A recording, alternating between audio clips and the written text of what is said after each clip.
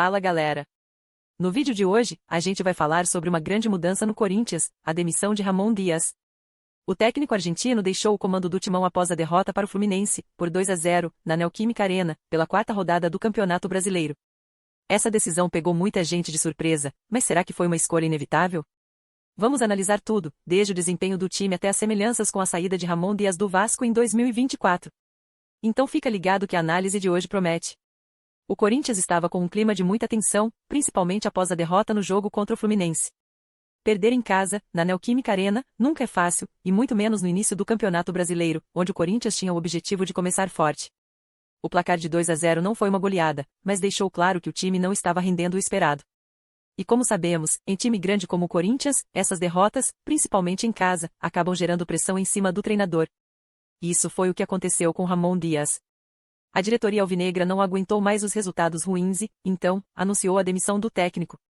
O curioso dessa demissão é que ela traz um certo sabor de déjà vu, especialmente para quem se lembra da saída de Ramon Díaz do Vasco, em 2024.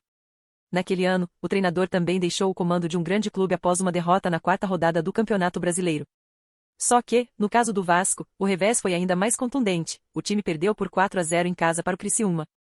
A comparação é inevitável, porque a situação agora, no Corinthians, é muito parecida. O time não tomou goleada, mas a derrota ainda assim foi muito impactante e decisiva para a saída do treinador. Agora, é importante lembrar do contexto do trabalho de Ramon Díaz no Corinthians. O argentino assumiu o time em uma situação complicada, logo após o fim de 2023, com a equipe ainda se adaptando a novas exigências e buscando uma melhor performance. Ele havia feito um bom trabalho no Vasco, assumindo o time na zona de rebaixamento e conseguindo salvar o clube da queda, o que o credenciou a uma chance no timão. E no começo, o trabalho parecia estar no caminho certo, o Corinthians conquistou o Paulistão e garantiu a vaga na Libertadores, o que já era um grande feito. No entanto, a sequência de resultados ruins começou a pesar, principalmente com o início do Brasileirão.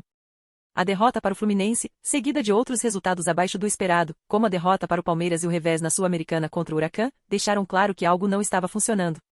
O começo do Brasileirão, com esse desempenho abaixo da média, foi a gota d'água.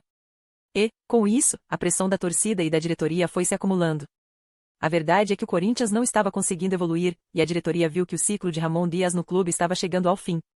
Falando um pouco dos números do técnico, podemos observar que o desempenho de Ramon Díaz no comando do Corinthians teve altos e baixos. Foram 60 jogos, com 32 vitórias, 16 empates e 12 derrotas.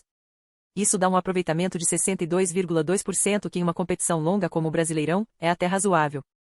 Mas o problema é que o futebol jogado não estava condizente com as expectativas, e os resultados não eram mais consistentes. Os altos e baixos se tornaram mais evidentes, especialmente nas derrotas que vieram no momento errado, contra times como o Fluminense e o Palmeiras. O Corinthians, assim como o Vasco em 2024, passou a ser um time estável sob o comando de Ramon Díaz.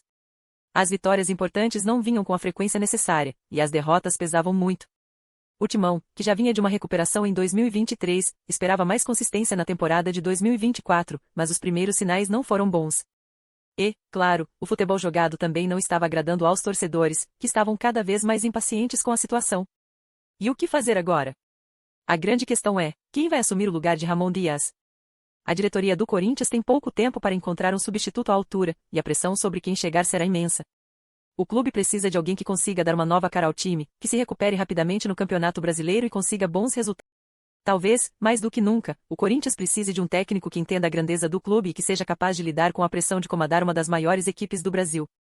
Agora, a pergunta que não quer calar é, quem seria o nome ideal para substituir Ramon Díaz? Seria um nome estrangeiro, com uma proposta diferente de jogo? Ou será que a solução está dentro de casa, com um técnico que conheça melhor a realidade do Corinthians e que consiga trazer resultados rápidos? Essas questões vão ser muito debatidas nos próximos dias, e a torcida vai cobrar por respostas. Deixe sua opinião nos comentários, vamos trocar uma ideia sobre o futuro do Corinthians.